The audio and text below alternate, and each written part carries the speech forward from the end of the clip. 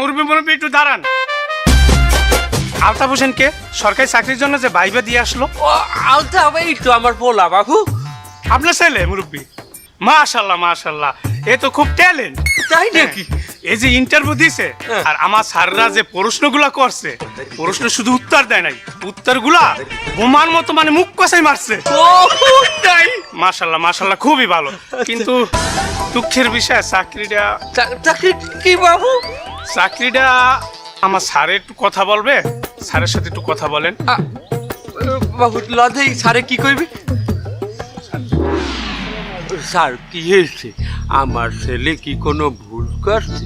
মুরব্বী, আপনার ছেলে তো বেশ ভালো ইন্টারভিউ দিয়েছে, কিন্তু এখন তো আর ওই চাকরি ইন্টারভিউর মাধ্যমে হয় না, এখন চাকরি হয় লাইনের মাধ্যমে।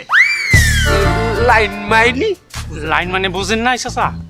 চাকরি পাইতে হইলে একটা চ্যানেলের মাধ্যমে আসতে হয়।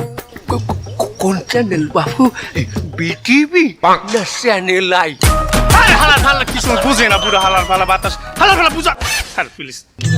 মুরব্বী শোনেন, আমার অফিসে এতগুলো স্টাফ সবাই ইন্টারভিউ নেছে আপনার ফলার, এগুলো চাপানি খাইতে কিছু দেওয়া লাগে না, আপনি কি বোঝেন না? ও বাবু, আমি তো একথা ভুললেই গেছি। আসতাম এবার তোর অফিসে যে এত বড় বড় সারের রাতে একটু চা খাওয়ান লাগে না বেটা, এটা তুই আমার মনে করাই দিবি না বাবু? জানা এই যে বাবু, এই 50টা টাকা রাখো, ওই যে তোমরা ব্যাপার কেমন দুধ চা খাইও।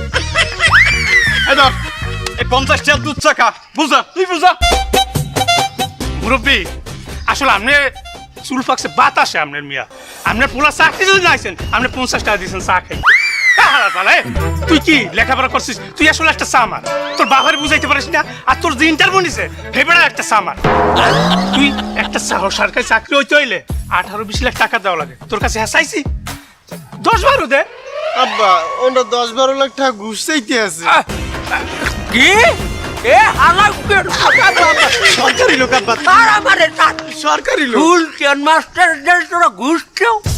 আমি এই সুলতান মাস্টার জীবনে কোনো অন্যায় পেশায় দিই যাই, আর তোরা আমাদের ঘুষ চাও? এই সুলতান মাস্টারের পোলা যদি ঘুষ না দিয়ে চাকরি না হইবে, এরপরেও আমার পোলা ঘুষ দিয়ে চাকরি করবে না, তোকে টেকে নিব আমি।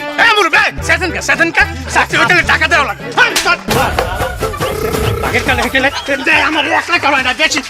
তোরে আমি কলম দিয়ে কেস তুই পারলে আঙ্গুল বাইর কর। টাকা দিতে হইবে, দেখবে টাকা দিলে চাকরি হবে, আর নাহলে হবে না।